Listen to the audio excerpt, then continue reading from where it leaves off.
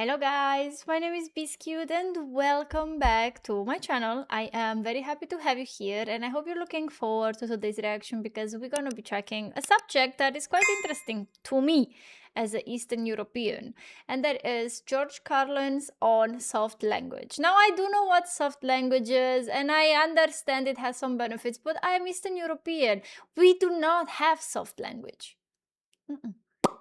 We don't practice, so I cannot preach. But in the last 15 years, let's just say, while moving to Germany and now moving to Spain, living in more Western countries, I interact a lot with soft language and I can see some of its benefits. So I'm really interested in George Carlin's take on this subject. And I hope you guys enjoy it. Don't forget to like and subscribe. Let's go to the reaction corner and let's go.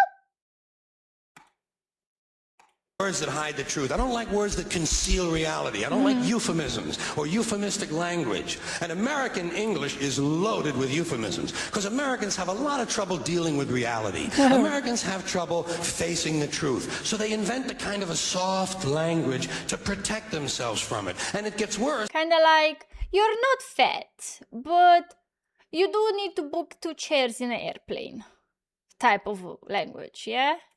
With every generation. For some reason, it just keeps getting worse. I'll give you an example of that. There's a condition in combat, most people know about it. It's when a fighting person's nervous system has been stressed to its absolute peak and maximum, can't take any more input. The nervous system has either snapped or is about to snap. In the First World War, that condition was called shell shock. Simple, honest, direct language. 2 syllables. Shell shock. Almost sounds like the guns themselves. That was 70 years ago. Then a whole generation went by, and the Second World War came along, and the very same combat condition was called battle fatigue. 4 syllables now. Takes a little longer to say. Doesn't seem to hurt as much. Fatigue is a nicer word than shock. Shell shock. Battle fatigue. Then we had the war in Korea in 1950. Madison Avenue was riding high by that time, and the very same combat condition was called operational exhaustion. Hey, we're up to 8 syllables now. And the humanity has been squeezed completely out of the phrase. It's totally sterile now. Operational exhaustion. Sounds like something... Hey, I just saw someone get exploded. How do you feel? I don't know. I think I'm gonna like sign in for operational exhaustion.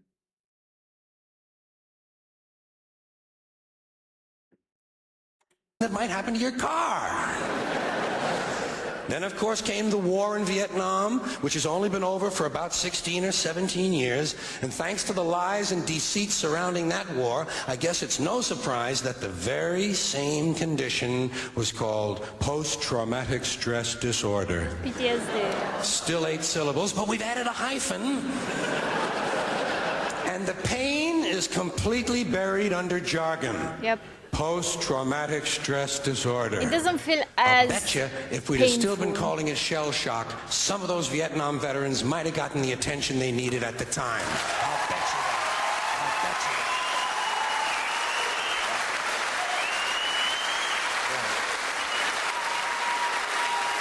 I mean, I don't think he's wrong. I really don't think he's wrong.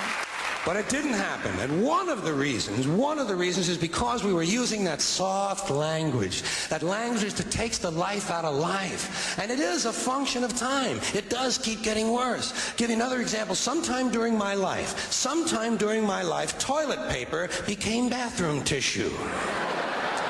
I wasn't notified of this. Me neither. This is the first time I hear this. I agreed with it. It just happened. Toilet paper became bathroom tissue. Sneakers became running shoes. False teeth became dental appliances. Medicine became medication. Information became directory assistance. The dump became the landfill. Car crashes became automobile accidents. Partly cloudy became partly sunny.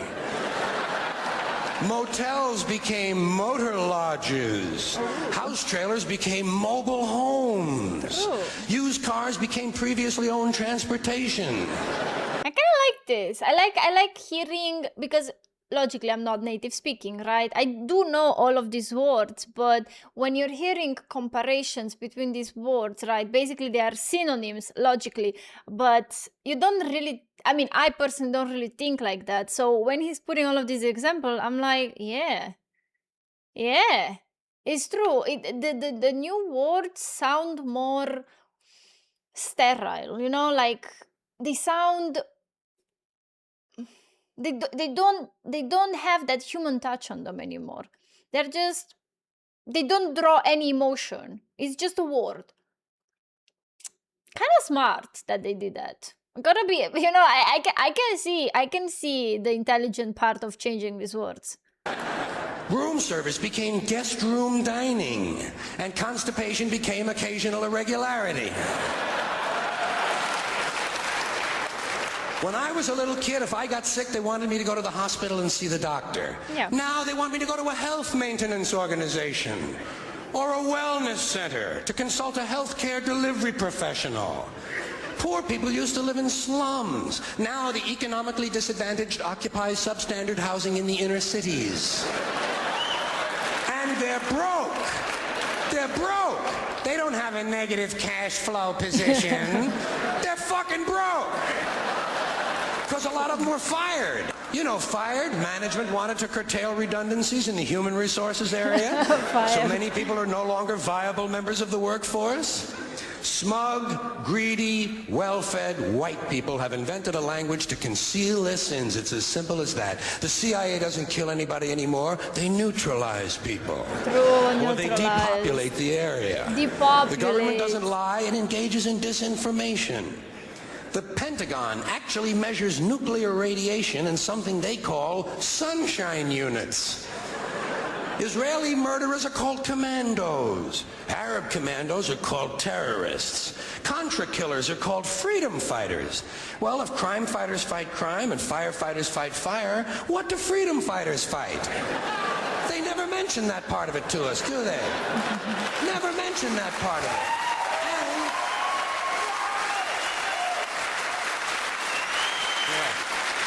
And some of this stuff is just silly. We all know that. Like on the airlines, they say they want a pre-board. Well, what the hell is pre-board? What does that mean? To get on before you get on? No. It means, I used to be a flight attendant. It means you're getting your boarding check and your ID checked. You're going in a special room. And when you're able to board, you're just boarding and you don't have to wait in the line anymore to get all of the documents being checked. It has its benefits, trust. It really does. They say they're going to pre-board those passengers in need of special assistance. Cripples! Yeah, but they're Simple, upset now honest, direct if you call them language. like that. There's no shame attached to the word cripple that I can find in any dictionary. No shame attached to it. No, in fact, it's a word isn't. used in Bible translations. Jesus healed the cripples. Doesn't take 7 words to describe that condition. But we don't have any cripples in this country anymore. We have the physically challenged. Is that a grotesque enough evasion for you? How about differently abled? I've heard them called that, differently abled. You can't even call these people handicapped anymore. They'll say, we're not handicapped, we're handy-capable. These poor people have been bullshitted by the system into believing that if you change the name of the condition, somehow you'll change the condition. Well, hey, cousin, doesn't happen. Doesn't happen. Yeah. That's why, I mean... We have no more deaf people in this country, hearing impaired. No one's blind anymore, partially sighted or visually impaired. We have no more stupid people. Everybody has a learning disorder. Okay, that I hate. This I hate. This is one of my icks, when you don't have any more stupid people. I feel like we need to tell people in words that are easily to comprehend. Nowadays, you cannot call anyone like fat. Okay, I'm not saying you have to go to strangers and be like, oh my god, you're so fat, because there is a thing to tell to a friend or to a family member, to someone that trusts you and knows that you don't mean harm. And then is another thing to just go and humiliate someone or be rude to someone or just be a piece of shit to someone you don't know. So again, I am not advocating for that. But for example, me and my sister, when I gain weight, she tells me. When she gain weight, I tell her, so like I'm talking, being honest in regards with your friends and with your family. I'm always honest with my friends and family. I don't care. Like, if you don't want to know, don't ask me then, I think this is kind of like the Eastern European way though. If I will just be saying it. Look, I don't like your hair, or I think you got fat, or why the heck are you saying that? Are you stupid? We still use words like this. I would not say to my sister, oh, don't worry, you are not fat, you're just extra curvy. No, like, we don't, I mean, I don't want to sound mean, but we use words like you are like a whale, you look like a whale that is on the, getting crushed by its own weight on the sand. We use words like you look like a tank, you look like a dresser, and we don't get offended by it because it comes from a person that loves you and wants what's best for you. So I think this is where it kind of went wrong.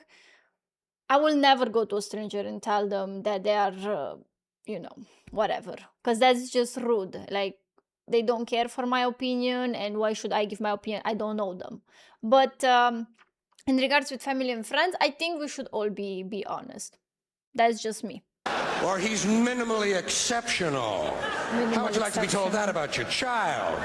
He's minimally exceptional. Oh, thank God. And with the learning disability and everything like that, just say, look, your child has potential but is lazy. What's wrong with that?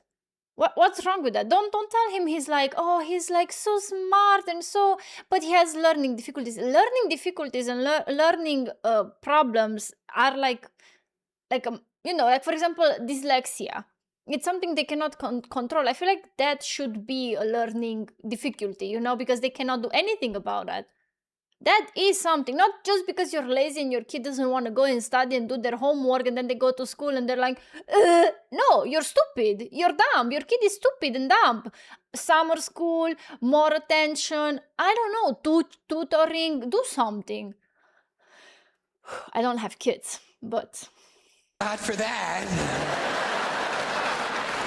Psychologists actually have started calling ugly people those with severe appearance deficits.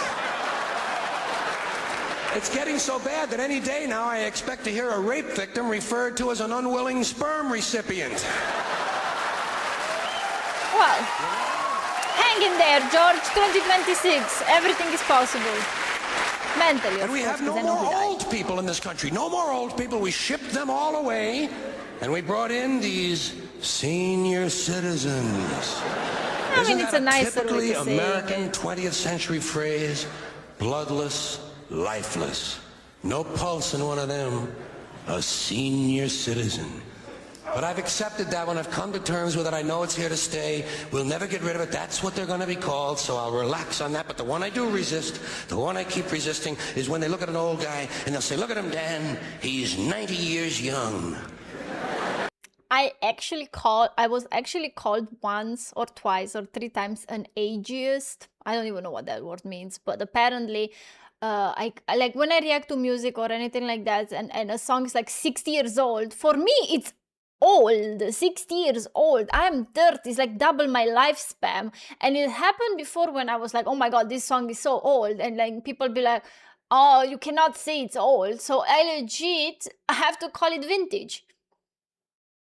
Because some people get offended by calling something old. And here in Spain, because I live in Spain, right, apparently age range, like minimum age expectancy is more or less 80 years. 80 years. And if someone, let's just say, dies at 80 years, they say, oh my god, he was so young. No, he wasn't. I don't think 80 is young by any chance. Don't get me wrong, he's not a fossil at 80, but it's 80 years old. So I totally understand what George is saying. Me and George are on the same frequency right now. Imagine the fear of aging that reveals. To not even be able to use the word old to describe someone, to have to use an antonym. And fear of aging is natural, it's universal, isn't it? We all have that. No one wants to get old, no one wants to die, but we do. So we bullshit ourselves. I started bullshitting myself when I got to my 40s. As soon as I was in my 40s, I'd look in the mirror and I'd say, well, I guess I'm getting older. Older sounds a little better than old, doesn't it? Sounds like it might even last a little longer. Maybe.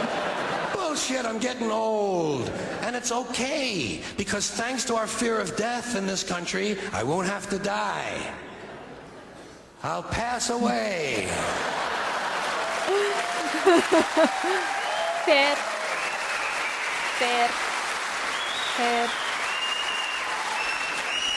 Or I'll expire like a magazine subscription. If it happens in the hospital, they'll call it a terminal episode. The insurance company will refer to it as negative patient care outcome. And if it's the result of malpractice, they'll say it was a therapeutic misadventure. I'm telling you, some of this language makes me want to vomit. Well, maybe not vomit. Makes me want to engage in an involuntary personal protein spill. Thank you all. Nice. I agree. And maybe not a lot of people will agree with me. And I made my peace with that because, you know, everyone has their own upbringing and their own environment and people and type of like I said, upbringing. But I do see as well why some words needed some modification here and there in certain cases. Like, for example, I think, let's just give you a scenario which I think it's good that they changed the word. You're in a hospital, your grandma is dying, or well, no, I don't know, you are suffering a loss. I think it sounds better to say, you know, they passed away, or they're in a better place, or they are no more suffering, or like something like this, than just saying like they expired or they died, or because we subconsciously know that that's what happened, but it just, I don't know, probably in that time mixed with the grieving, because you're grieving a person you love, you know that they're not going to be there anymore, you are seeking comfort. So why not give that comfort in the words? On the other side, I think in certain subjects we need the harder word to basically understand the pain or the necessary to help, like the veterans, you know. I would have preferred more the word shell shock or something more harsh to determine the fact that they do need help than having something so sterile which doesn't give me any emotion. So I can see the benefits of modifying some words, and I can see as well the negatives into this. So this is the reason I like reacting to George Carlin's speech, because it's not only about having comedy or only talking about certain subjects. It's the fact that he makes you think. He puts the problem, he puts the subject into such a manner that even if you disagree with him, you understand his point of view, and then you end up formulating your own opinion into that. So he was a really intelligent stand-up comedian, and I think his bits are really smart and entertaining to listen to. I hope you guys enjoyed this reaction. Let me know your opinion, let me know your take. As always, I am not a snowflake. You can give me your opinion freely, but please do it diplomatically. No insults, no, really not needed. Like if you don't agree with what I say, or if you don't agree with my opinion, that's perfectly fine. That's okay. Like, that's how conversation works. I accept everyone's opinions as long as it doesn't really affect the world we live in, and you don't have the power of creating negative takes. I'm okay with that. Like, you're free to believe whatever you want. So don't forget to like and subscribe, and I'll see you next time. Bye.